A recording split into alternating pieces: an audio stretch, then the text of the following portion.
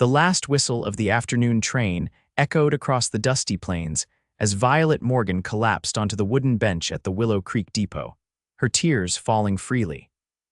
The telegram clutched in her trembling hand represented the final nail in the coffin of her hopes and dreams.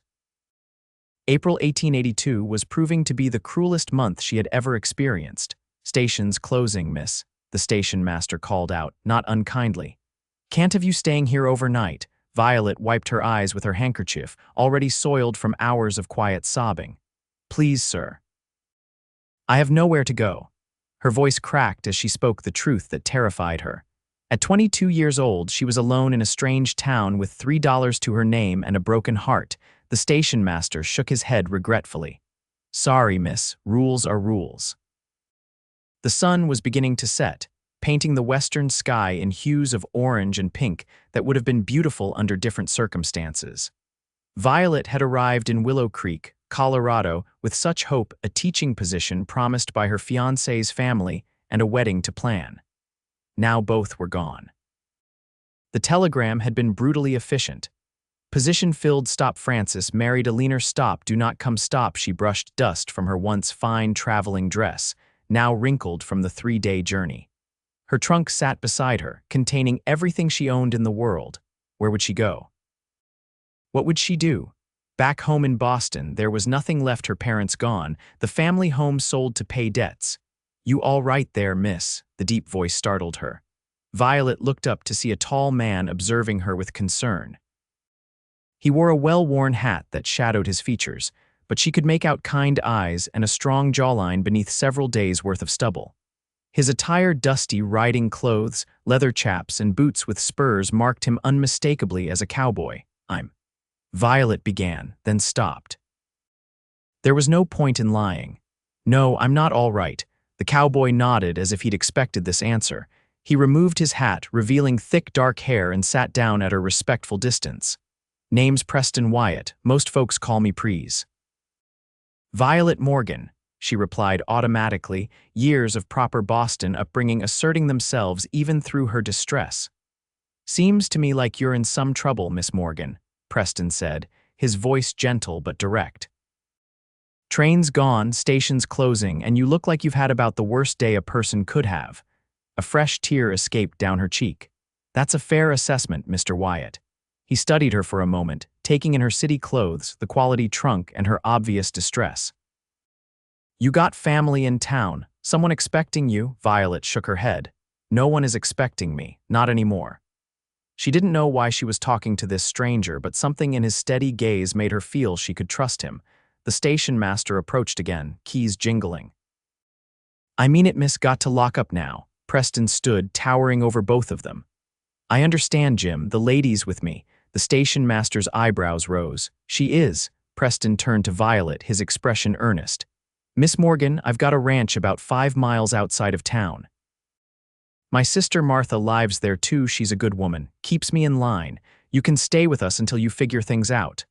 He paused, then added softly, "You can go home with me." Violet stared at him, startled by the offer. Everything she'd ever been taught warned against accepting help from strange men. Yet something in Preston Wyatt's clear gaze told her this wasn't a trap or a proposition. It was simply kindness, something she desperately needed.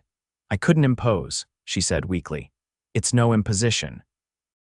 Martha's been complaining about having no one to talk to but me and the ranch hands. She'd welcome the company." He smiled, and the warmth of it reached his eyes. "We've got a spare room, clean sheets, and food on the table. It's yours for as long as you need it." The station master was locking the office door now. Night was falling quickly, and with it, Violet's options dwindled to zero. "Why would you help me?" she asked, searching his face for ulterior motives. Preston replaced his hat, adjusting it with practiced ease. "Because someone once helped me when I had nowhere to go." He extended a hand toward her trunk. "What do you say, Miss Morgan? It's getting dark, and Martha makes a fine stew." Violet took a deep breath. She had come west for a new beginning. Perhaps this was it, just not in the way she had imagined. "Thank you, Mr. Wyatt. I accept your offer." Preston nodded, hefting her trunk easily. "My wagon's just over yonder. Let's get you home before full dark." As they walked toward the wagon, Violet felt a curious mixture of fear and hope. She had no idea what awaited her at the Wyatt Ranch, but for the first time since receiving that devastating telegram, she felt she might have a chance at survival in this wild, unfamiliar land. Preston's wagon was sturdy if plain, with a team of 2 patient horses waiting in harness.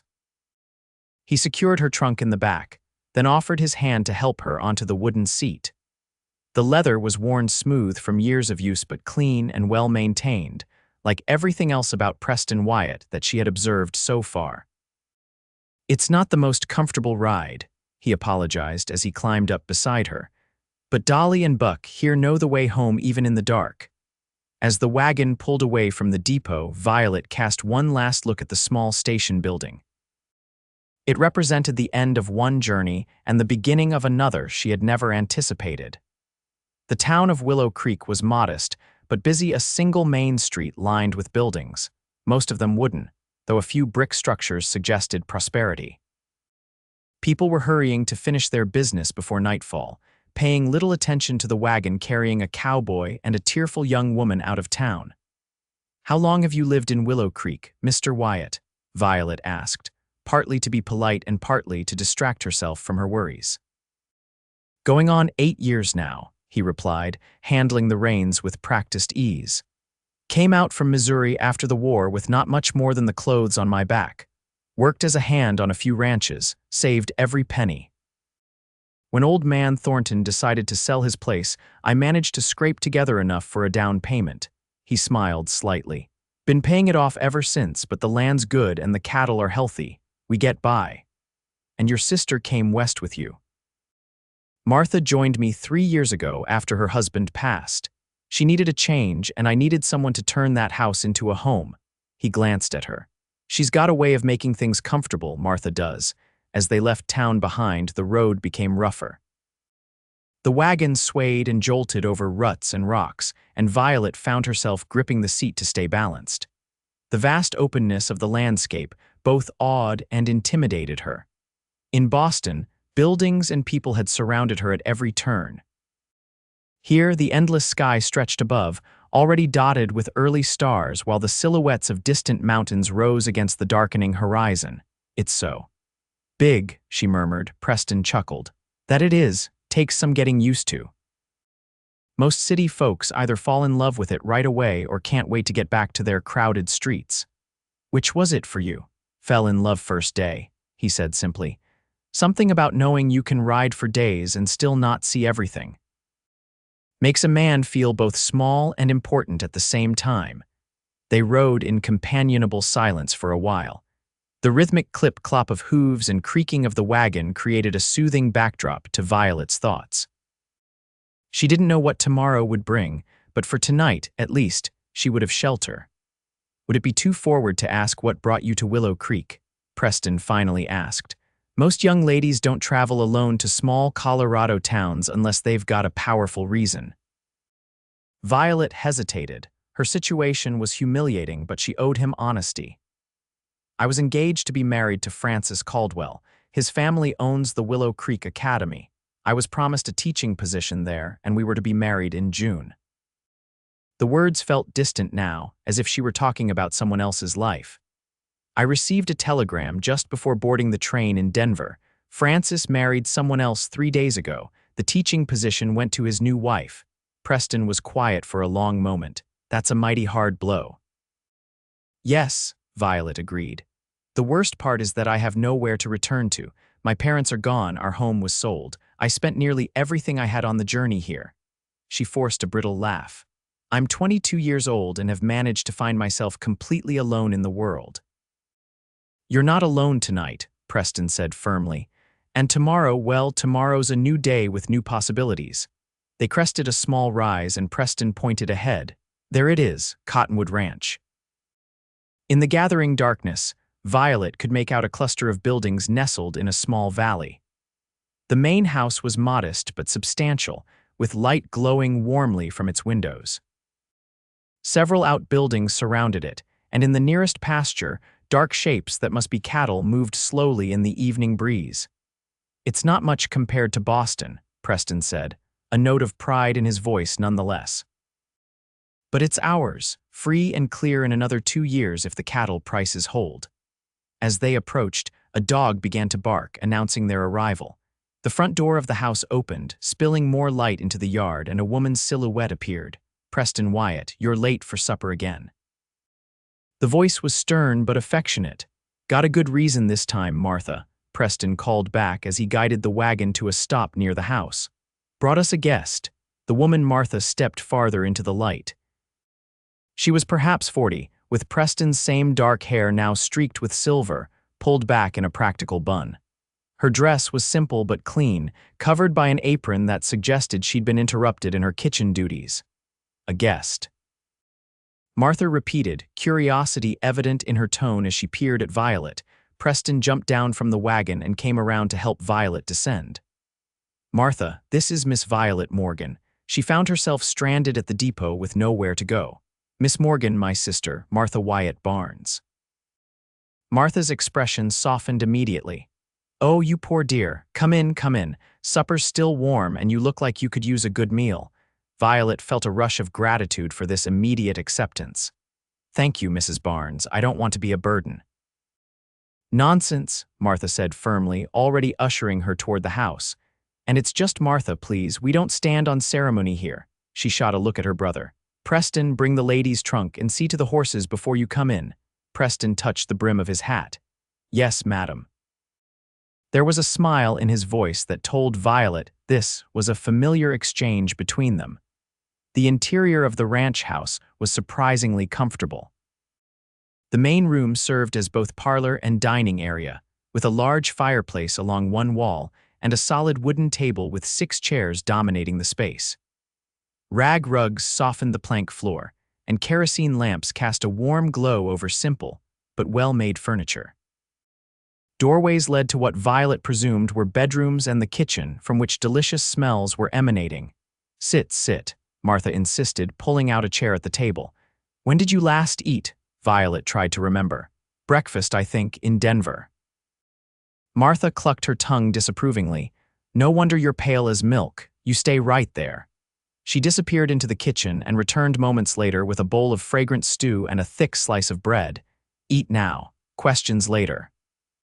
The food was simple but delicious beef and vegetables in a rich broth, the bread clearly homemade and still slightly warm. Violet hadn't realized how hungry she was until the first bite touched her lips. She tried to maintain proper table manners, but her hunger won out, and she ate with an enthusiasm that would have scandalized her Boston finishing school teachers. Martha sat across from her, her expression pleased. Nothing like a good appetite to show appreciation for the cook. By the time Preston entered, having seen to the horses and brought in Violet's trunk, she had finished the stew and was feeling more human than she had in days. "Better?" he asked, hanging his hat on a peg by the door. "Much better," Violet admitted. "You were right about your sister's cooking."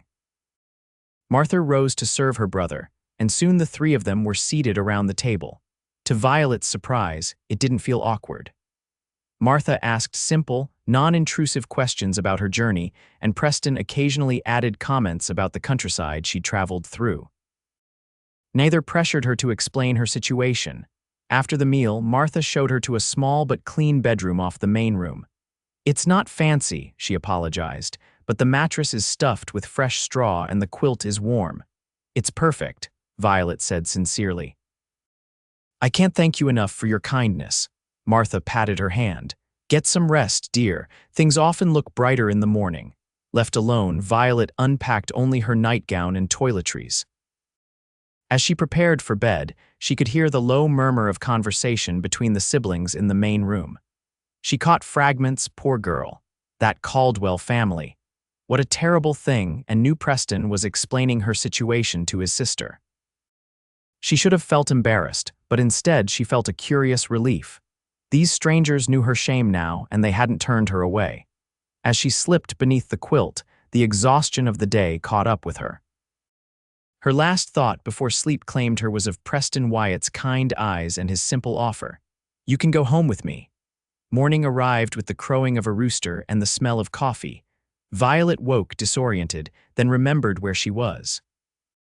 Sunlight streamed through the small window of her room, illuminating dust motes dancing in the air. For a moment, she lay still, listening to the sounds of the ranch coming to life, voices outside, the clatter of pots in the kitchen, the distant lowing of cattle. She dressed quickly in one of her simpler dresses, splashed water on her face from the basin Martha had provided, and pinned her honey blonde hair into a modest chignon. Looking in the small mirror hanging on the wall, she hardly recognized herself. The polished Boston society girl was gone, replaced by a woman with shadows under her eyes and uncertainty in her gaze. "You're alive," she told her reflection firmly. "That's a start." In the main room, Martha was setting the table while chatting with a young man Violet hadn't seen before. He was perhaps 19 or 20, with sandy hair and a freckled face. "Good morning," Violet said hesitantly. Martha looked up with a warm smile. "Ah, there you are. Sleep well." "Better than I expected," Violet admitted. "Thank you again for your hospitality." "This here's Tommy," Martha said, nodding toward the young man. "One of our ranch hands, Tommy, Miss Violet Morgan." The young man ducked his head shyly. "Madam, Tommy comes in for breakfast most mornings," Martha explained. "The other hands prefer to eat at the bunkhouse, but this one's got a fondness for my flapjacks." "Best in the territory," Tommy affirmed with a grin. "Where's Mr. Wyatt?" Violet asked, noticing his absence. "Preston's been up since before dawn," Martha said. "One of the pregnant heifers is having trouble. He'll be in when he can." She gestured to the table. "Sit, eat. No sense letting food get cold on his account." Breakfast was a hearty affair of flapjacks, bacon, and eggs with strong coffee to wash it all down. Tommy ate with the enthusiasm of youth, while Martha kept up a steady stream of cheerful conversation. She didn't ask Violet about her plans or future, for which Violet was grateful. She had no answers to give. After breakfast, Tommy returned to his duties, and Violet insisted on helping Martha with the dishes. As they worked side by side, Martha drying what Violet washed, the older woman finally broached the subject.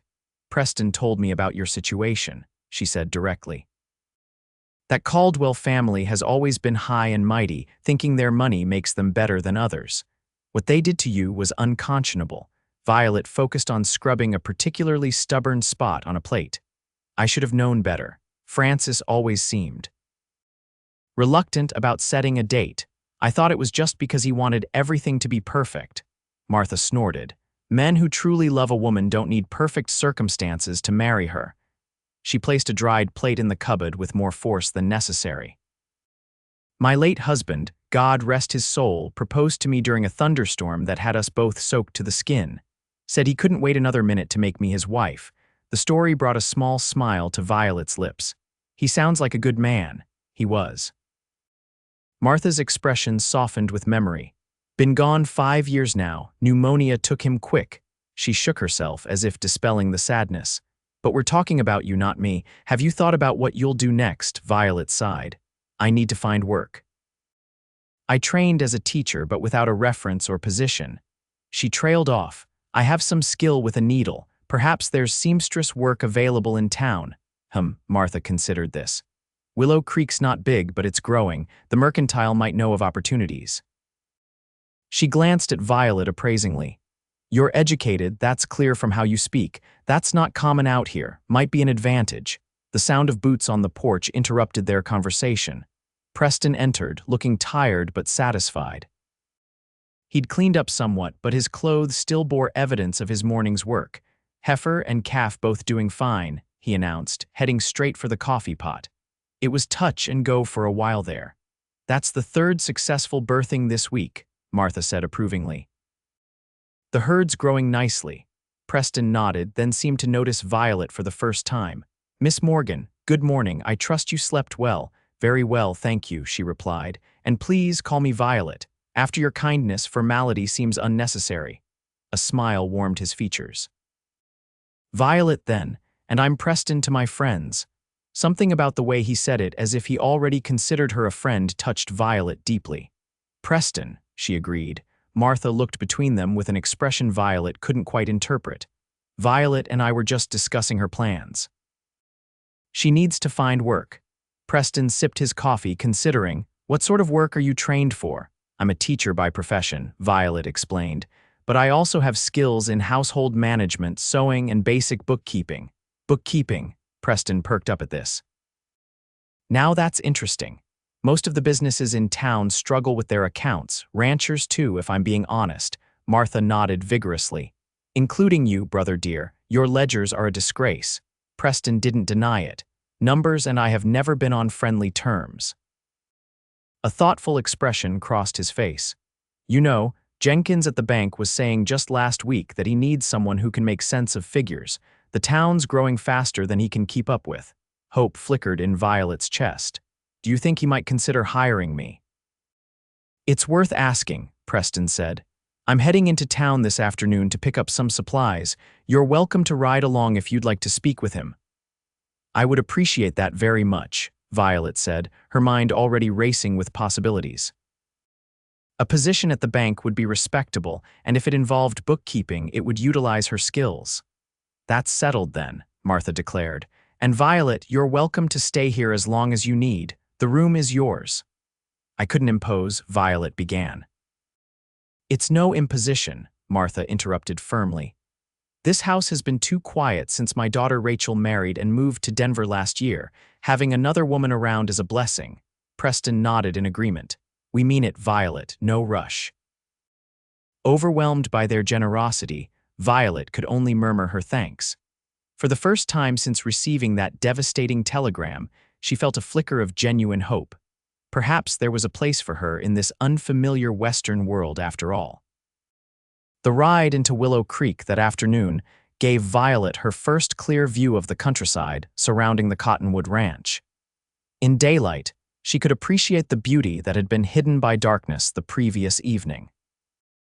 Rolling hills dotted with stands of cottonwood trees gave the ranch its name, while in the distance, the majestic Rocky Mountains rose against the impossibly blue Colorado sky. Cattle grazed in fenced pastures, and a creek wound its way through the property, its banks lined with willows and wild grasses. It's beautiful, she said, genuinely impressed. So different from Boston. Preston, who was driving the wagon again, smiled with evident pride. It grows on you. First year was the hardest, learning the rhythms of the land, figuring out where the water holds through summer, which pastures need rest. But now I can't imagine being anywhere else. How many cattle do you run? About 200 head currently. Hoping to expand to 300 next year if the market stays strong. He glanced at her.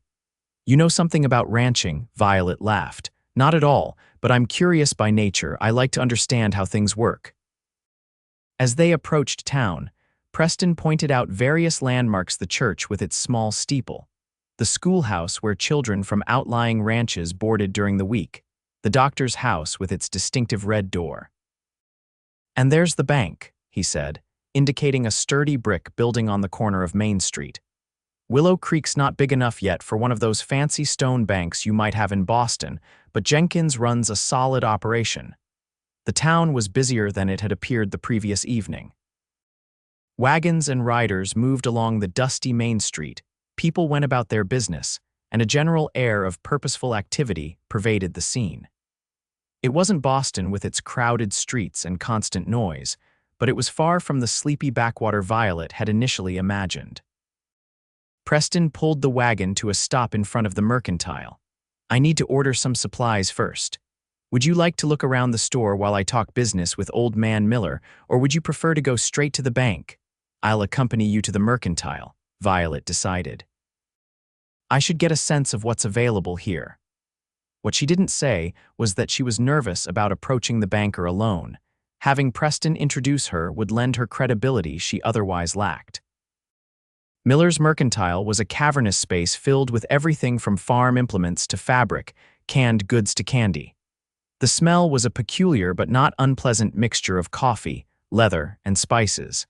An elderly man with spectacles perched on his nose greeted Preston warmly. Wyatt. Right on time. Got that order of barbed wire you've been waiting on. Excellent, Preston replied. Mr. Miller, I'd like you to meet Miss Violet Morgan. She's staying with us at the ranch for a while. Miller peered at Violet with friendly curiosity. Miss Morgan, welcome to Willow Creek. Any friend of the Wyatts is a friend of mine. Thank you, Mr. Miller. You have a remarkable establishment, the old man beamed. 40 years I've been building it up. Started with just a single shelf of goods back in mining camp days. Now look at it. He gestured proudly around the store. While Preston discussed his order with Miller, Violet explored the mercantile. She was pleasantly surprised by the variety of goods available, not as extensive as Boston's department stores, certainly, but far more than she had expected in a frontier town. Most importantly, she noted a decent selection of fabrics and sewing notions. If the bank position didn't materialize, perhaps there might be seamstress work after all. She was examining a bolt of calico when she became aware of whispers and glances in her direction. Two women at the dry goods counter were watching her with undisguised curiosity, their heads together in conversation. When they realized she had noticed them, a plump woman in a sensible brown dress approached with a determined expression. "You must be the young lady who came in on yesterday's train," she said without preamble. "I'm Mrs. Hargrove, the minister's wife." "Violet Morgan," Violet replied, extending her hand. "How do you do?" Mrs. Hargrove shook her hand briefly. "Word travels fast in a small town, Miss Morgan." "I understand you're staying out at the Wyatt Ranch." The question had an edge to it that Violet didn't miss. With sudden clarity, she realized how her situation might appear to the town's respectable matrons, an unmarried young woman taking up residence with a bachelor rancher, sister present or not. "Yes, Mrs. Wyatt Barnes has been kind enough to offer me temporary lodging while I seek employment," Violet replied carefully, emphasizing Martha's presence.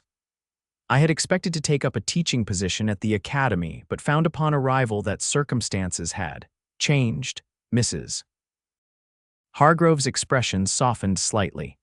"Ah, yes, the Caldwell situation, most unfortunate." She lowered her voice. "Francis Caldwell's behavior has been the talk of the town, to promise a position and marriage, then to abruptly wed Alina Peterson instead. Her father's railroad connections apparently proved more tempting than honor. The public knowledge of her humiliation made Violet's cheeks burn, but she kept her composure. Yes, well, one must adapt to changing circumstances. Indeed one must, Mrs. Hargrove agreed. What sort of employment do you seek? I'm a trained teacher, but I also have experience with bookkeeping and accounts. Mr. Wyatt mentioned that the bank might be in need of such skills. Mrs. Hargrove nodded thoughtfully. Mr. Jenkins has been complaining about being short-handed. My husband serves on the bank's board. A calculating look entered her eyes. Perhaps I should accompany you when you speak with him. A recommendation from the minister's wife would carry some weight. Violet recognized the offer for what it was: part kindness, part curiosity, and part desire to establish influence over a newcomer. Still, she wasn't in a position to refuse potential help. That would be most appreciated, Mrs. Hargrove. Preston appeared at her side, having concluded his business with Miller. All set, Violet, ready to visit the bank. He tipped his hat to Mrs. Hargrove. Madam, Mr. Wyatt, Mrs. Hargrove acknowledged. I was just telling Miss Morgan that I'd be happy to introduce her to Mr. Jenkins. As a member of the board's family, my recommendation might be helpful. If Preston recognized the subtle power play, he gave no sign of it. That's mighty kind of you, Mrs. Hargrove. Shall we all walk over together? The bank was cool and quiet compared to the bustling mercantile. A teller stood behind a polished wooden counter, while a door at the rear presumably led to the banker's private office. Mrs. Hargrove sailed past the teller with the confidence of familiarity, knocking briefly on the office door before entering. Edward, I've brought someone you should meet, Mr. Jenkins was a thin man with thinning hair and ink-stained fingers. He rose from behind a desk piled high with ledgers and papers, looking harried but managing a polite smile. Mrs. Hargrove Wyatt, what can I do for you? Mrs. Hargrove took charge of the introductions. This is Miss Violet Morgan. She's a trained teacher with experience in bookkeeping, and she's seeking employment. I recalled your mentioning the need for assistance with the accounts. Jenkins' expression brightened with interest. Is that so? Please sit down, Miss Morgan. What followed was an impromptu interview. Jenkins asked about her education, experience, and familiarity with banking procedures. Violet answered honestly, emphasizing her attention to detail and quick grasp of numerical systems. When Jenkins produced a complex ledger and asked her to identify errors, she located 3 discrepancies within minutes. The banker looked impressed. "Well, Miss Morgan, it seems you do have a knack for figures." The position would involve maintaining customer accounts, balancing the daily books, and assisting with correspondence. The hours would be from 9 until 3, Monday through Friday, with Saturday mornings as needed. He named a salary that, while modest, would be sufficient for Violet to eventually establish herself independently. "When could you start?" Jenkins asked. Violet glanced at Preston, who gave her an encouraging nod. "Tomorrow, if that suits you, Mr. Jenkins." "Excellent." The banker seemed genuinely relieved. "The work has been piling up, as you can see." As they left the bank, Mrs. Hargrove looked satisfied with her role in the proceedings. "The Ladies' Aid Society meets every Wednesday afternoon at the church," she informed Violet. "We would be pleased to have you join us once you're settled." "Thank you for your kindness," Violet replied sincerely, "and for your assistance with Mr. Jenkins." After Mrs. Hargrove departed, Preston grinned down at her. "Congratulations on the position. You impressed Jenkins, not an easy feat." Violet felt a weight lift from her shoulders. "I can hardly believe it happened so quickly. In Boston, securing such a position would have required multiple interviews and references." "Frontier towns work differently," Preston explained as they walked back to the wagon. "Skills are valued over formalities, and word of character travels fast. Speaking of which," he hesitated. "You should know that there will be talk about your staying at the ranch. Mrs. Hargrove's presence at the bank was as much about assessing your respectability as helping you." "I had gathered that," Violet said dryly. "Does it concern you? The talk, I mean." Preston shrugged as he helped her up into the wagon. "People will always talk. Martha and I know the truth that we're offering hospitality to someone in need. That's what matters." As they drove back toward the ranch, Violet watched the town recede behind them. In just 24 hours, her circumstances had changed dramatically. She had gone from a tearful, hopeless young woman at the depot to having shelter, potential friends, and now employment. It wasn't the life she had planned, but perhaps it could become something worthwhile nonetheless. "Thank you," she said suddenly, "for stopping at the depot yesterday, for offering me a place to stay, for everything." Preston's gaze remained on the road ahead, but a smile touched his lips. "Sometimes the right thing and the easy thing are the same thing. Helping you was both." Something in his simple statement touched Violet deeply. In Boston society, actions always had layers of motive and meaning. Preston Wyatt's straightforward kindness was as refreshing as the clear Colorado air. As the wagon rolled toward Cottonwood Ranch, Violet found herself looking forward rather than back for the first time in many days. The next weeks fell into a pattern that brought Violet an unexpected sense of peace. Each morning, she rode into town with Preston, who had business in Willow Creek most days. He would drop her at the bank and collect her in the afternoon for the return journey. The arrangement saved her the cost of boarding in town and provided daily opportunities for conversation that they both seemed to enjoy. At the bank, Violet quickly proved her worth. The chaotic ledgers began to show order under her careful attention, and customers appreciated her polite efficiency.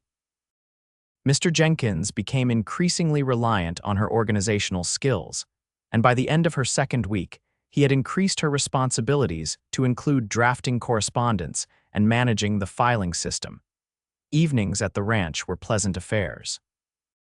Martha was teaching her the basics of Western cooking, how to make biscuits light enough to float, the secret to a perfect apple pie, the proper way to season a cast iron skillet.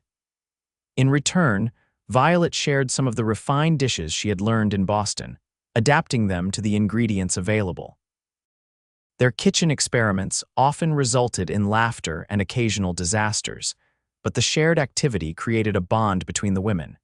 Preston usually joined them for the evening meal, sometimes accompanied by Tommy or another of the ranch hands if work had kept them late. The conversation around the table was easy and interesting, touching on everything from cattle prices to literature. Violet discovered that both Preston and Martha were avid readers, with a small but cherished collection of books that they were happy to share. After supper, they often sat on the porch if the weather was fine, watching the sunset paint the western sky in spectacular colors. Sometimes Preston would tell stories of his early days in Colorado, or Martha would reminisce about her late husband. Violet shared tales of Boston society that made them laugh at the absurd formalities and petty concerns that had once seemed so important to her. It was during these quiet evenings that Violet began to notice things about Preston Wyatt that intrigued her. The way his face lit up when he described the land he loved. The gentleness in his hands when he mended a piece of tack or whittled a small wooden animal for a neighbor's child. The respect he showed to everyone, from the youngest ranch hand to the oldest town resident. The quiet intelligence behind his occasional questions about the books they discussed. She caught herself watching him more often than was proper, noticing the way sunlight brought out auburn highlights in his dark hair, or how his smile created crinkles at the corners of his eyes. When their hands accidentally touched as he helped her down from the wagon, she felt a warmth that had nothing to do with the summer sun. These feelings confused and concerned her. She had come to Colorado to marry Francis, believing herself in love. That relationship had proved a painful illusion. Was she now transferring her affections to the first kind man who crossed her path? Was gratitude coloring her perception? She couldn't trust her own judgment, not yet. Besides, Preston had given no indication that he saw her as anything more than a friend and temporary houseguest. His kindness extended to everyone. She wasn't special in that regard. These thoughts preoccupied her one afternoon as she worked at the bank, reconciling a particularly troublesome account. She was so absorbed that she didn't notice the customer approaching her desk until a shadow fell across her ledger. Well, Miss Violet Morgan. The voice sent a chill through her. She looked up to find Francis Caldwell standing before her, as handsome and well-dressed as ever, but now his appearance caused her stomach to clench rather than flutter. "Mr. Caldwell," she acknowledged coldly, "how may the bank assist you today?" Francis smiled, the charming expression that had once captivated her now seeming calculated and false. "No need for formalities, Violet. We're old friends after all." "I believe our acquaintance ended with your telegram," she replied, keeping her voice level despite the anger and hurt that surged through her. "Now, if you have banking business," his smile faltered. "I heard you were working here." "I wanted to explain." "There's nothing to explain," Violet interrupted. "Your actions were perfectly clear." Francis lowered his voice. "Eleanor's father offered to invest in the academy. It was a business decision, nothing more. I still care for you, Violet." The audacity of his statement left her momentarily speechless. When she found her voice, it was steadier than she expected. "Mr. Caldwell, I am at my place of employment. Either state your banking business or please leave." "Is there a problem, Miss Morgan, Mr.?" Jenkins had approached, alerted by the tension in her voice. "No problem, sir," Violet assured him. Mr. Caldwell was just leaving. Francis straightened, his expression cooling. "Actually, I do have business. I need to arrange a draft for $500 to be sent to Denver." "Miss Morgan will assist you," Jenkins said, giving her a questioning look. Violet nodded. She could be professional, even faced with the man who had humiliated her. With precise efficiency, she prepared the necessary paperwork, exchanging only essential words with Francis. When the transaction was complete, he lingered at her desk. "Violet, please, let me call on you. We should talk." "No, Mr. Caldwell, we should not." She met his gaze directly. "I wish you and your wife every happiness. Now, if you'll excuse me, I have work to complete." Francis opened his mouth as if to argue, then seemed to think better of it. With a stiff nod, he turned and left the bank. Violet released a breath she hadn't realized she was holding. The encounter had been painful but also strangely liberating. She had faced the man who broke her heart and found herself stronger than expected. The hurt was still there, but its power over her had diminished. When Preston arrived to collect her that afternoon, she was quiet as they began the journey home. He seemed to sense her mood and didn't press for conversation until they were well outside of town. "Rough day?" he finally asked. Francis came into the bank, Violet said, deciding honesty was simplest. It was our first meeting since everything. Preston's hands tightened slightly on the reins.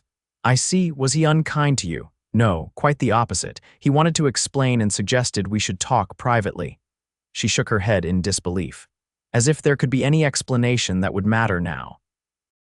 Some men don't know when to leave well enough alone, Preston observed, a hint of anger in his usually calm voice. Did you tell him where to find his hat? The colloquialism made Violet smile despite herself. In polite terms, yes, it was actually freeing in a way. Seeing him and realizing that while it still hurts, I'm no longer devastated by his betrayal, Preston nodded thoughtfully. Wounds heal with time, even the deep ones. Have you had many deep wounds? Violet asked, curious about this man who rarely spoke of his past. He was quiet for so long that she thought he might not answer. Finally, he said, lost my parents young, lost friends in the war, lost a woman I thought I might marry to another man with better prospects. A wry smile touched his lips. Sound familiar? Very, Violet agreed. What did you do? After she chose someone else, headed west, decided to make something of myself on my own terms. He glanced at her. Turns out it was the best decision I ever made, though it didn't feel that way at the time. His words resonated with her. Perhaps her own painful journey west would eventually prove a blessing in disguise. They rode in companionable silence for a while, the steady clip-clop of the horses' hooves and creaking of the wagon wheels creating a soothing rhythm. The afternoon sun bathed the landscape in golden light, and a cool breeze carried the scent of wildflowers and sage. There's a social at the church this Saturday evening, Preston said suddenly. Dancing, food, that sort of thing. Martha's planning to attend, I thought. Perhaps you might like to go as well. Something in his tone made Violet look at him more closely. Was he merely being polite, or was there more to the invitation? I'd like that, she said carefully. Though I'm not sure how welcome I'll be, Mrs. Hargrove has been cordial at the Ladies' Aid meetings, but I can tell some of the women still view me with suspicion. Preston's expression hardened slightly. Anyone who can't see your quality isn't worth fretting over, Violet. Besides, he added with a hint of mischief, nothing silences gossip faster than showing up at a church social with the minister's wife's seal of approval. Violet laughed, her spirits lifting. When you put it that way, how can I refuse? As the wagon rolled on toward the ranch, Violet found herself looking forward to Saturday with unexpected eagerness. It wasn't just the prospect of music and dancing, though she had always enjoyed both, but the chance to experience these things with Preston at her side. The thought should have alarmed her. It was too soon after Francis, too uncertain a future to be contemplating such feelings. Yet as she glanced at Preston's profile against the setting sun, she couldn't quite suppress the flutter of anticipation in her chest. Saturday arrived with perfect early summer weather, warm sunshine, a gentle breeze, and a sky so blue it almost hurt to look at it. The entire ranch seemed caught up in preparations for the social.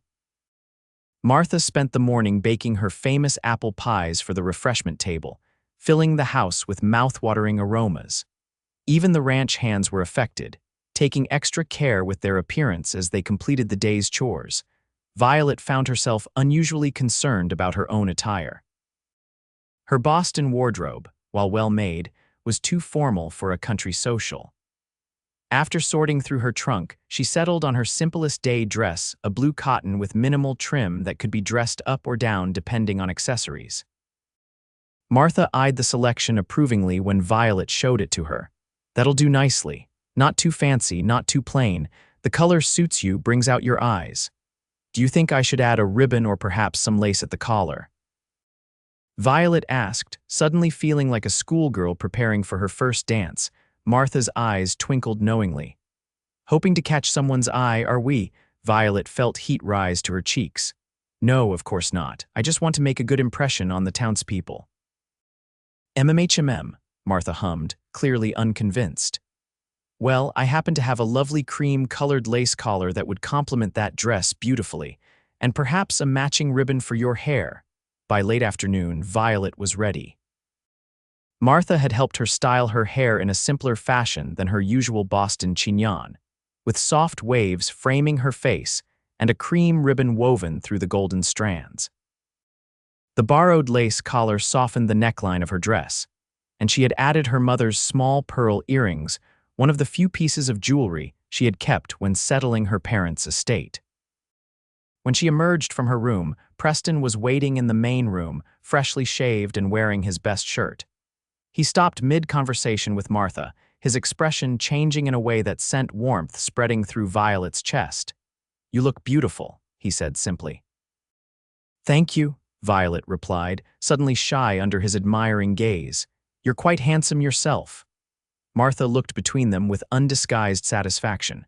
"Well now, don't you two make a fine picture? We'd best get going if we want to arrive before the best dance partners are claimed." The church social was held in the large open area behind the church building, where tables had been set up for food and benches arranged around a cleared space for dancing. Lanterns hung from tree branches would provide light once darkness fell, but for now, the golden late afternoon sun illuminated the scene. It seemed as if the entire population of Willow Creek and the surrounding ranches had turned out for the event. Women in their best dresses arranged dishes on the long tables while men clustered in groups, discussing cattle prices and weather prospects. Children darted between the adults, playing tag and other games in the excitement of being allowed to stay up past their usual bedtimes. Violet felt a moment of trepidation as they approached. Would she be welcomed or merely tolerated? But Martha marched forward with such confidence that Violet couldn't help but follow her lead, with Preston a reassuring presence at her side. "Mrs. Hargrove spotted them immediately, sailing over with her usual purposeful stride. "Martha, so glad you made it, and Miss Morgan, how lovely you look." She turned to include Preston in her greeting. "Mr. Wyatt, I trust you'll save a dance for an old married lady. Wouldn't miss it, Mrs. Hargrove," Preston replied with a charm that Violet was beginning to recognize as one of his hidden talents. "Miss Morgan, you must meet everyone properly," Mrs. Hargrove continued, taking Violet's arm. "Martha, may I borrow your guest for introductions?" With a reassuring smile from Martha, Violet allowed herself to be led away. Over the next half hour, she was introduced to so many people that the names and faces began to blur together. The banker's wife, the doctor and his family, the blacksmith and his pregnant young wife, the owner of the hotel, the schoolteacher, a stern-looking woman named Miss Pemberton, who regarded Violet with professional curiosity upon learning of her teaching background. To her surprise, most people were genuinely welcoming. Word of her situation had clearly spread, but instead of the censure she had feared, she encountered mostly sympathy and interest. Her position at the bank lent her respectability, and Mrs. Hargrove's evident approval seemed to satisfy even the most skeptical townswomen. By the time the fiddlers began tuning their instruments for the dancing, Violet was feeling more at ease than she had since arriving in Willow Creek. She accepted a cup of punch from Martha and stood watching as couples began to form up for the first dance. "May I have this dance?"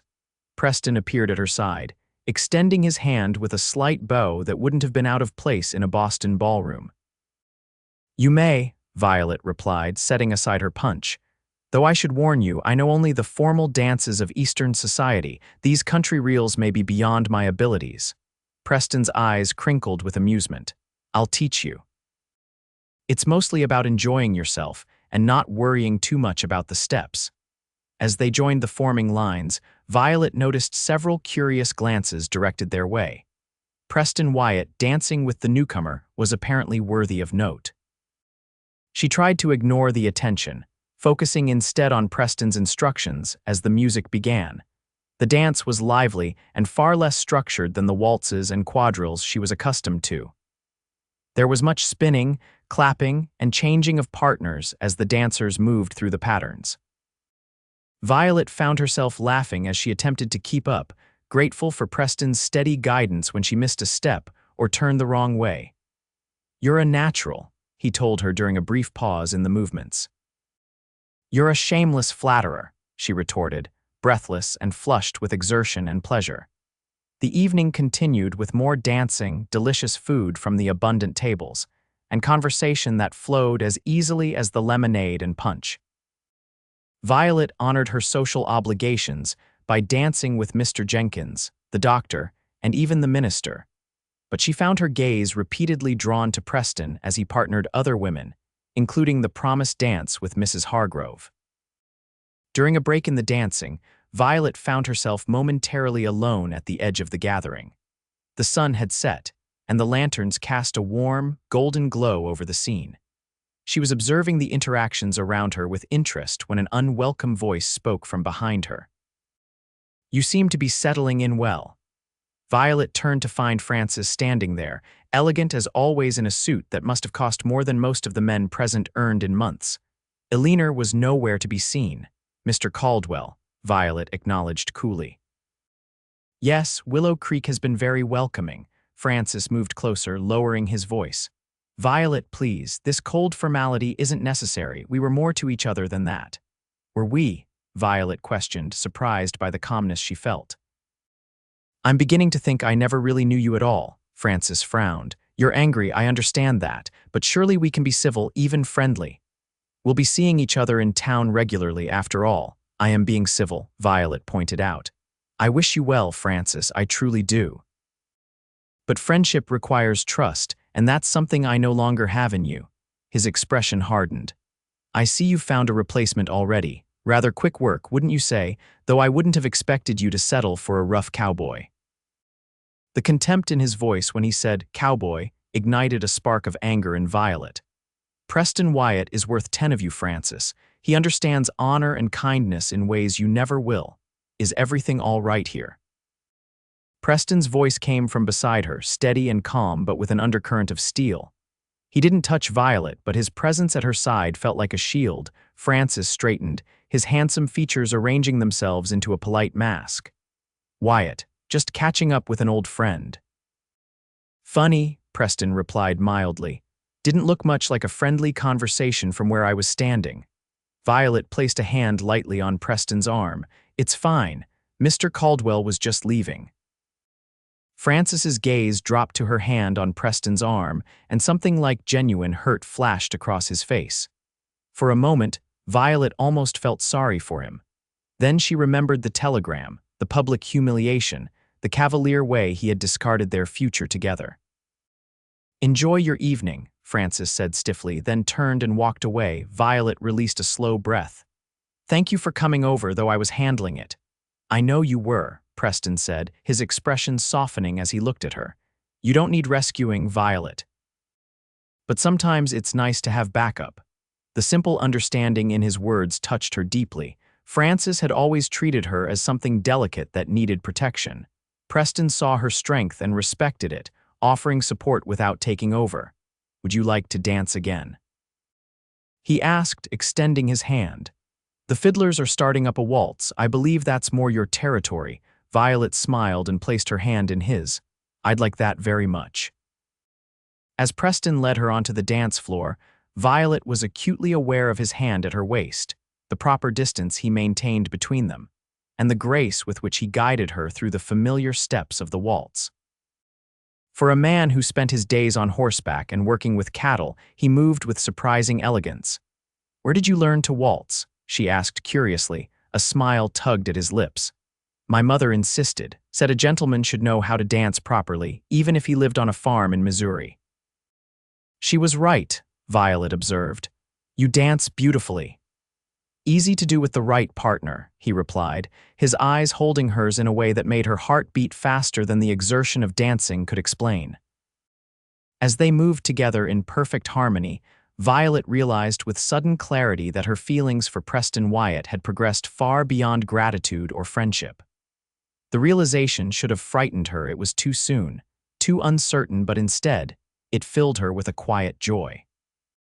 Whether Preston shared these feelings, whether anything could or should come of them, were questions for another day.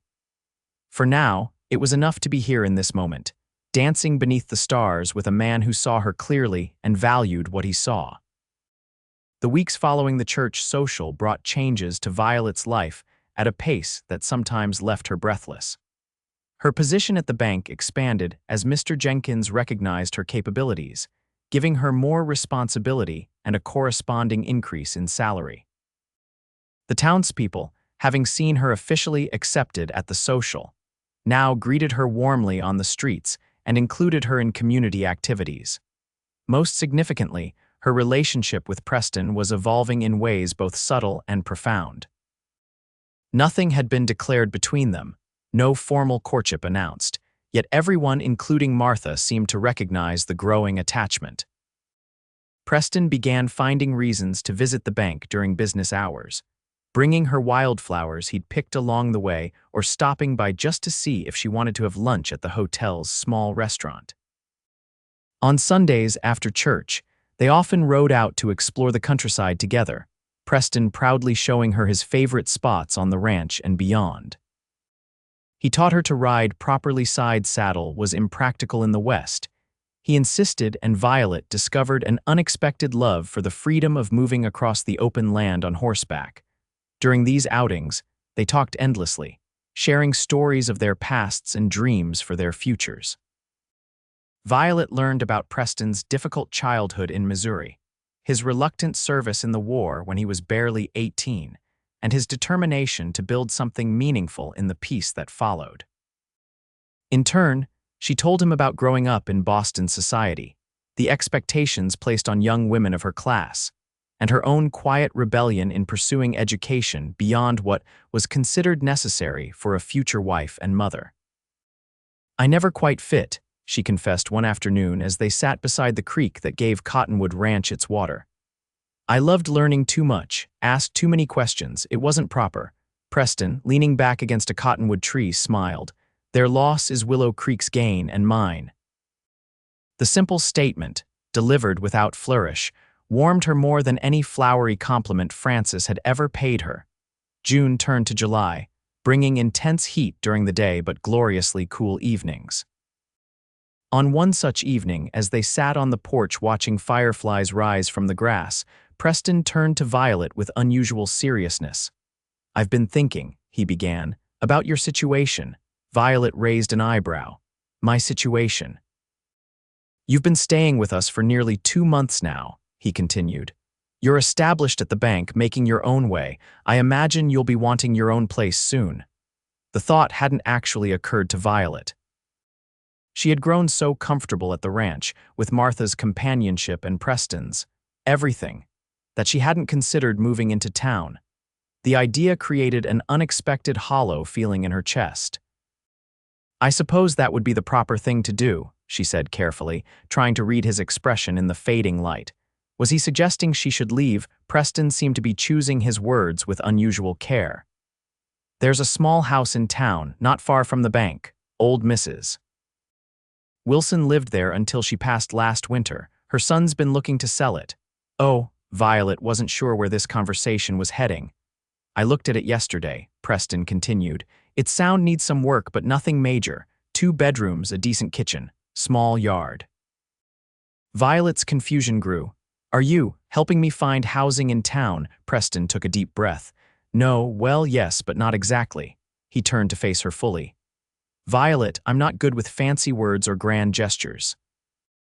But these past 2 months have been the happiest of my life, and it's because you're in it." Her heart began to beat faster. "Preston, let me finish before I lose my nerve," he said with a small smile. "I know it's soon. I know you came here expecting a different life with a different man. But sometimes life surprises us with something better than we planned." He reached for her hand. "I'm buying that house in town, and I'm hoping you might consider making it our home, together, as my wife." Violet stared at him, a tumult of emotions washing through her. Joy, surprise, fear, hope all tangled together in a knot she couldn't immediately unravel. "This isn't because you feel responsible for me?" she asked, needing to be certain. "Not pity or obligation." Preston's expression grew fierce. "Violet Morgan, there are many things I feel for you, but pity isn't one of them. I admire your strength, your intelligence, your kindness. I enjoy your company more than anyone I've ever known. And yes, I find you beautiful in ways that keep me awake at night." A flush colored his cheeks at this admission. "But most of all, I love you, simply and completely." Tears welled in Violet's eyes, but they were tears of happiness, not sorrow. The hollow feeling in her chest was replaced by a warmth that spread through her entire being. I love you too, she whispered, the words feeling both momentous and entirely natural. I think I have for weeks now, but I was afraid to admit it, even to myself. Preston's face lit with such joy that Violet's breath caught. Is that a yes? He asked, his voice husky with emotion. Yes, Violet said firmly. Yes, I will marry you, Preston Wyatt. He gathered her hands in his, raising them to his lips for a gentle kiss. I promise to do everything in my power to make you happy, Violet, to build a good life together. We'll build it together, she corrected gently. Partners in everything, Preston nodded, his eyes never leaving hers. Partners. The moment hung between them, perfect in its simplicity and depth. Then, with a tenderness that made her heart ache, Preston leaned forward and kissed her. It was a gentle kiss, respectful yet filled with promise, and Violet responded with a certainty that surprised her. This was right. This was where she belonged. When they finally drew apart, both slightly breathless, the sound of slow applause came from the doorway. Martha stood there, grinning broadly. About time, she declared. I was beginning to think I'd have to lock you two in the root cellar to get you to admit what everyone else has seen for weeks. Preston laughed, not releasing Violet's hand. Were we that obvious? Obvious. Martha rolled her eyes. Blind men in the next county could see it. Her expression softened. I'm happy for you both, truly. Thank you, Martha, Violet said sincerely, for everything. I don't know what would have become of me if you and Preston hadn't taken me in that day. Martha waved away her gratitude. Worked out well for all of us, I'd say. Now, when's the wedding to be? Because if you think I'm letting my only brother get married without a proper celebration, you're sorely mistaken. Preston looked at Violet questioningly. I hadn't thought that far ahead. Whatever Violet wants, Violet considered. A quick, quiet wedding would be practical, but she found herself wanting to mark this new beginning properly. Perhaps late August. That would give us time to prepare and for word to reach any family or friends you might want to invite. August it is, Preston agreed readily. And I'm still buying that house in town. We'll need a place of our own, and Martha deserves her home back. Don't be ridiculous, Martha interjected. This house is plenty big enough for all of us until you decide to start a family. Save your money. Fix up the townhouse as a rental property. That's just good business sense. The casual mention of family brought a blush to Violet's cheeks, but also a pleasant warmth at the thought of children with Preston's kind eyes and steady nature. Preston seemed to read her thoughts, squeezing her hand gently. We'll figure all that out. For now, let's just enjoy this moment. As the three of them sat together on the porch, making plans and sharing thoughts about the future, Violet marveled at the twists of fate that had brought her to this place. If Francis hadn't betrayed her, if Preston hadn't been at the depot that evening, if Martha hadn't welcomed her so warmly, any change in those circumstances would have led her down a different path. The telegram that had once seemed like the end of her hopes now appeared as the beginning of something far better than she could have imagined. She had come west seeking one future and found another, filled with more authentic love and possibility than Boston society had ever offered her. As darkness settled fully over the ranch and the stars emerged in brilliant clarity above them, Violet leaned against Preston's shoulder, content in a way she had never expected to be when she sat crying at the Willow Creek depot just 2 months before. News of Preston and Violet's engagement spread through Willow Creek with the speed that only small-town gossip networks can achieve. By noon the day after Preston's proposal, Mr. Jenkins was offering congratulations at the bank, and Mrs. Hargrove had already stopped by to discuss proper wedding arrangements. The reaction was overwhelmingly positive. Preston was well respected in the community, and Violet had proven herself competent and friendly during her time at the bank. Even those who had initially viewed her with suspicion now seemed genuinely pleased about the match. The only person who didn't share in the general goodwill was Francis Caldwell. Violet encountered him on the street outside the bank several days after the announcement, and his tight-lipped congratulations held no warmth. I hope you know what you're doing, he said in a low voice. The life of a rancher's wife is hardly what you were raised for. Violet met his gaze steadily. I'm marrying a good man who loves me for exactly who I am, Francis. That's precisely what I was raised for. The flush that rose to his face suggested her barb had struck home. With a stiff nod, he continued on his way, and Violet felt the last lingering threads of her attachment to him dissolve completely. August arrived with preparations for the wedding in full swing. Martha threw herself into planning with enthusiasm, organizing everything from the ceremony at the church to the celebration afterward, which would be held at the ranch. Women from the Ladies' Aid Society volunteered to help with food and decorations, turning the event into a community affair. Violet continued working at the bank, though Mr. Jenkins had reluctantly accepted that she would leave the position after the wedding. The demands of being a rancher's wife, especially during the busy fall season, would make the daily trip to town impractical. However, he had proposed that she might continue to assist with the accounts on a part-time basis, coming in perhaps once or twice a week. It was an arrangement that suited Violet perfectly, allowing her to maintain her independence while embracing her new role. In the evenings, she and Preston spent hours discussing their future together. They talked about improvements to the ranch, the possibility of expanding the herd, and their hopes for a family. Preston was particularly interested in Violet's ideas for diversifying the ranch's income, perhaps adding dairy cows or expanding the vegetable garden to sell produce in town. "You're thinking like a true rancher's wife already," he teased one evening as they reviewed the account books together. "I'm thinking like a partner," Violet corrected with a smile. As agreed, the house in town became a joint project. Preston completed the purchase, and they spent weekends cleaning, painting, and making minor repairs.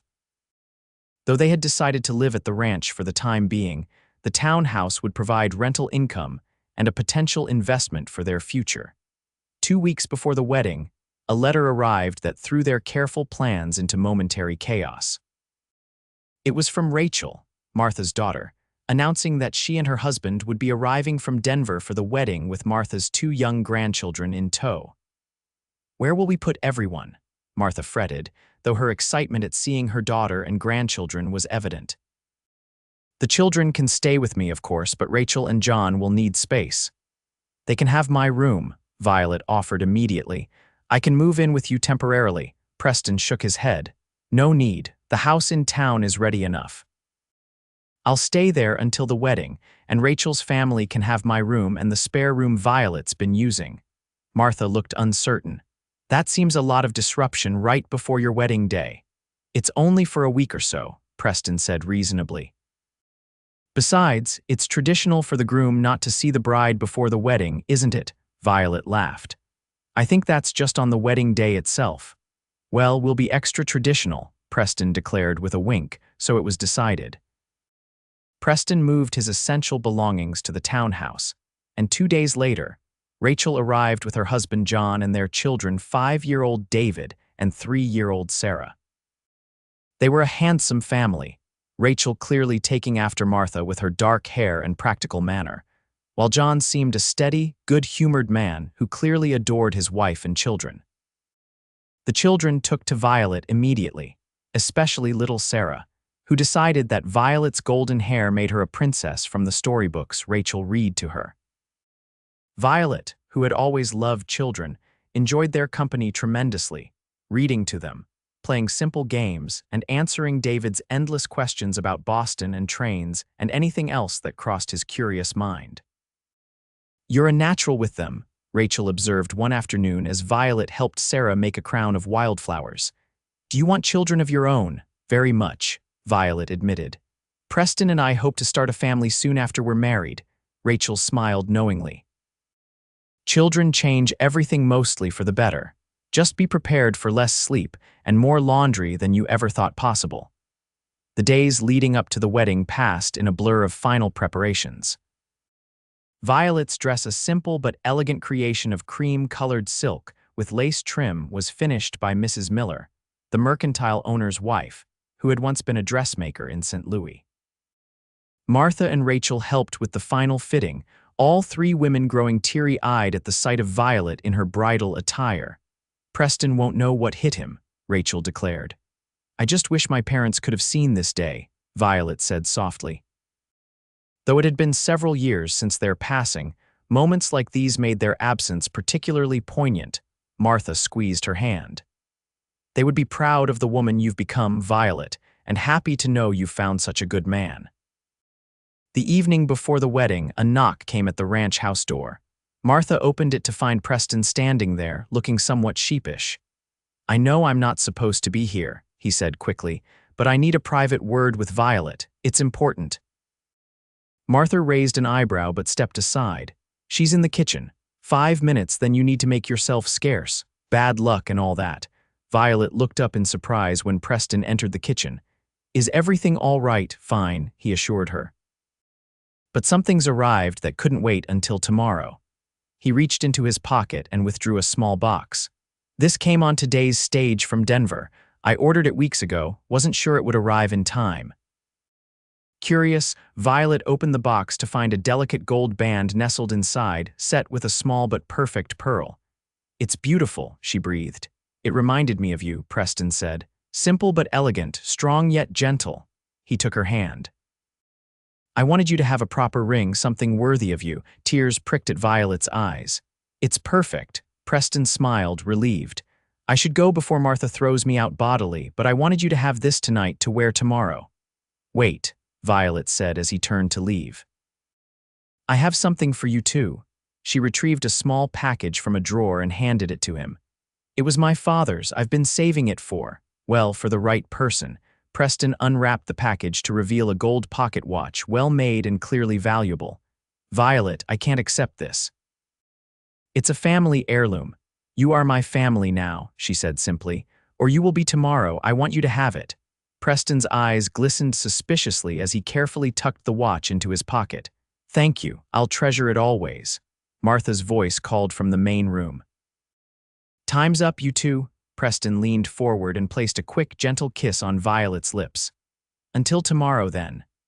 "Until tomorrow," she echoed, her heart too full for more words. After he left, Violet stood in the kitchen, looking at the pearl ring that symbolized their future together. 4 months ago, she had arrived in Willow Creek, expecting to wear Francis Caldwell's ring and become his wife. Now, she couldn't imagine any future but the one awaiting her with Preston. Life's unexpected turns had led her exactly where she was meant to be. August 26, 1882, dawned clear and bright, as if nature itself approved of the union about to take place. Violet woke early, too excited to sleep despite the traditional belief that a bride should rest to look her best. Instead, she helped Martha prepare breakfast for the family, then took a quiet moment alone on the porch, watching the sun rise over the land that would be her home. Rachel found her there, 2 cups of coffee in hand. "Thought you might need this. Big day." Violet accepted the coffee gratefully. "I'm not nervous exactly, just aware of how much is changing today." "Marriage does that," Rachel agreed, settling beside her. "But from what I've seen, you and Preston are well matched. You complement each other." "I think we do," Violet said. "He grounds me, and I hope I bring some new perspectives to his life. Plus, you clearly adore each other," Rachel added with a grin. "That helps." The morning passed in a flurry of activity. Martha's friends from town arrived to help transform the ranch for the celebration that would follow the church ceremony. Tables were set up in the yard, decorated with wildflowers and ribbons.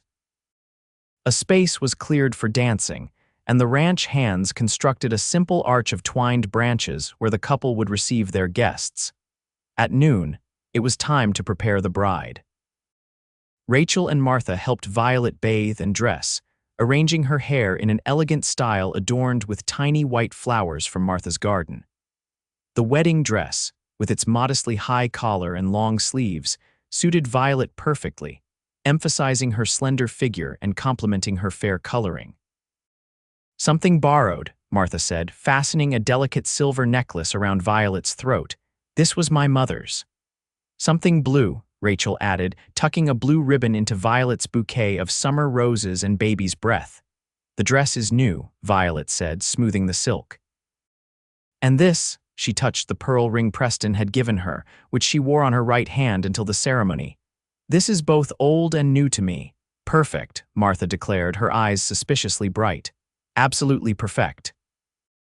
A wagon arrived to transport them to the church, driven by Tommy, who was unrecognizable in clean, pressed clothes and with his hair slicked down. He stared at Violet with undisguised awe. "Miss Morgan, you look like an angel," he blurted, then turned scarlet with embarrassment. "Thank you, Tommy," Violet said warmly. "And after today, it'll be Mrs. Wyatt." The church was filled to capacity when they arrived. It seemed every resident of Willow Creek and many from the surrounding ranches had come to witness the wedding. As Martha and Rachel made last-minute adjustments to her dress in the small anteroom, Violet felt a momentary pang at having no family present, no father to walk her down the aisle. As if reading her thoughts, John, Rachel's husband, appeared at the door. "Ladies, if I may have a moment with the bride." When they were alone, he cleared his throat awkwardly. "Miss Morgan, Violet, Martha mentioned that you have no family here today. I know I'm not much of a substitute, but if you do me the honor of allowing me to escort you down the aisle, I'd consider it a privilege." Tears threatened to spoil Violet's carefully applied powder. "I would be most grateful, John, truly." The church bell rang, signaling it was time. Violet took a deep breath, squared her shoulders, and took John's offered arm. "I'm ready." The small church had been decorated with more wildflowers and ribbons, and sunlight streamed through the windows, casting a golden glow over the assembled guests, but Violet saw none of this. Her eyes were fixed on Preston, standing tall and straight at the altar, watching her approach with an expression of such love and wonder that it took her breath away. He wore a new suit, black and perfectly tailored, with a crisp white shirt and string tie. His dark hair was neatly combed, his face freshly shaved, but it was his eyes that held her warm, steady, and filled with promise. The ceremony itself passed in something of a blur. Violet was aware of the minister's sonorous voice, of the responses she and Preston made, of the moment when he slipped the pearl ring onto her left hand, joining it with a simple gold band. She remembered the warmth of his hands holding hers, the sincerity in his voice as he spoke his vows, and the joy that filled her as she spoke her own. "I now pronounce you husband and wife," the minister declared. "Mr. Wyatt, you may kiss your bride." Preston's kiss was gentle but certain, a public declaration of his love and commitment. When they turned to face the congregation as Mr. and Mrs. Preston Wyatt, the cheers and applause were deafening. The celebration at the ranch continued well into the evening. There was food in abundance. Martha had overseen a feast that included roast beef, fried chicken, fresh vegetables from the garden, and pies of every description. A trio of musicians played for dancing, and the ranch yard was filled with laughter and conversation. Violet was touched by the genuine goodwill of the community. Even Mr. Jenkins, who was losing his most efficient employee, offered heartfelt congratulations and a gift of a fine leather-bound ledger book for the ranch accounts. Mrs. Hargrove presented them with a hand-stitched quilt that she and the Ladies' Aid Society had secretly made, each square representing a different aspect of their life together: cattle, horses, the ranch house, the bank, and even a small depiction of the depot where they had first met. As the sun began to set, casting long shadows across the yard, Preston found Violet sitting with Martha, watching the dancers. "May I have this dance, Mrs. Wyatt?" he asked, extending his hand with a formal bow that made her laugh. "You may indeed, Mr. Wyatt," she replied, placing her hand in his. As they moved together to the music, Violet marveled at how right it felt to be in his arms, to be his wife, to be here in this place that had become more home to her than Boston had ever been. "Happy?" Preston asked softly, his eyes searching hers. "Completely," she assured him. "Are you?" "More than I ever thought possible." He pulled her slightly closer, still maintaining propriety but allowing the intimacy that was now their right. "When I saw you at that depot 4 months ago, I had no idea how much my life was about to change. For the better, I hope," Violet teased. "For the best," he corrected. "You've brought light and joy and new possibilities to my life, Violet. I'll spend the rest of my days trying to be worthy of that gift." "We'll be worthy of each other," she said softly. "Partners, remember." As darkness fell, the celebration continued by lantern light. Eventually, Preston and Violet made their way to each table, thanking their guests for sharing in their special day. When they reached the last table, Preston squeezed her hand. "Ready to go home, Mrs. Wyatt?" The simple question held layers of meaning that brought a blush to Violet's cheeks. "Yes," she said softly. "I'm ready." They said their goodbyes to Martha, Rachel, and the children, with promises to return the next day for a family dinner. Then, amid cheers and well wishes from the remaining guests, Preston helped Violet into the waiting buggy that would take them to their new beginning, not at the ranch house or the townhouse, but at a small cabin on a distant corner of the ranch property that Preston had secretly prepared as their honeymoon retreat. As they drove away from the lights and sounds of the celebration, Violet leaned against her husband's shoulder, content in the knowledge that her tears at the depot had led to more happiness than she could have imagined possible on that April evening, when a kind cowboy had said the words that changed her life. "You can go home with me." 5 years later, Violet stood on the porch of the Cottonwood Ranch house, shading her eyes against the late September sun as she watched the riders approaching. Preston led the small group, his familiar figure easily recognizable even at a distance. Beside him rode Tommy, now a confident young man of 24 and the ranch's foreman. Following them were 2 new hands hired for the fall roundup, and bringing up the rear was a smaller figure on a gentle mare, Violet and Preston's 4-year-old son, Peter. The sight of her son riding alongside his father filled Violet with both pride and the familiar maternal worry. Peter had been begging to join the men on their morning rounds for months, and Preston had finally deemed him old enough for a short, supervised ride. From the excited way the boy was bouncing in his small saddle, the experience had been everything he'd hoped for. Did they make it back in one piece? Martha called from inside the house, where she was minding Violet and Preston's 18-month-old daughter, Abigail. "All present and accounted for," Violet confirmed, smiling as the riders entered the yard. Preston swung down from his horse and lifted Peter from his saddle, setting the boy on his feet with a proud pat on the back. "Tell your mother what you learned today, son." Peter ran to Violet, his eyes bright with excitement. "Mama, I helped count the calves and Tommy showed me how to check for the brand, and Papa says I'm a natural horseman." Violet knelt to embrace him, not minding the dust that transferred from his clothes to her dress. "That sounds wonderful." "And did you remember to thank Tommy for his patience?" Peter nodded solemnly, then ran into the house, presumably to share his adventures with his beloved Aunt Martha and to see his baby sister. Preston approached more slowly, his smile warm as he bent to kiss his wife. He did well. Listened to instructions, stayed close, asked good questions. "Takes after his father," Violet said fondly, reaching up to brush a lock of hair from Preston's forehead. Even after 5 years of marriage, the sight of him still caused her heart to beat a little faster. "Has more of his mother's intelligence, thankfully," Preston countered. He glanced toward the house, where Peter's excited voice could be heard regaling Martha with tales of his adventure. "Is Abby awake from her nap? Just, Martha's changing her." Violet linked her arm through his as they walked toward the house. "How are the preparations for the roundup coming along?" "On schedule. We should be ready to start gathering the herd next week." The new hands seemed capable enough. The Cottonwood Ranch had prospered under their joint management.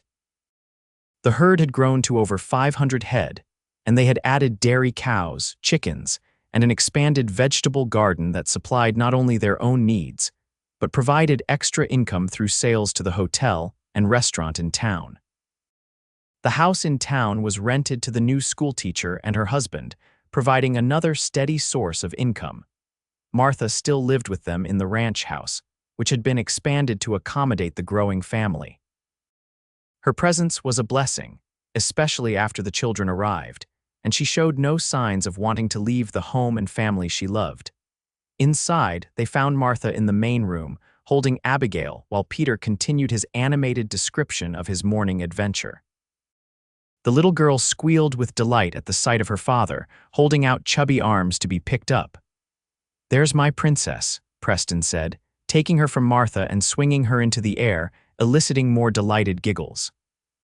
Watching them, Violet felt the familiar swell of gratitude that had become part of her daily life.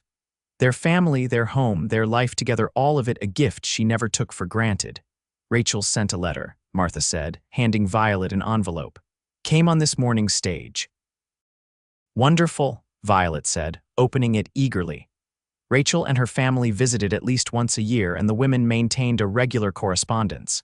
She says they're expecting their third child in February. That's splendid news, Martha beamed. I'll be a grandmother 3 times over. 4 times, Preston corrected with a meaningful look at Violet. Martha's eyes widened as she looked between them. Violet, are you? Violet nodded, her hand instinctively moving to rest on her still flat stomach.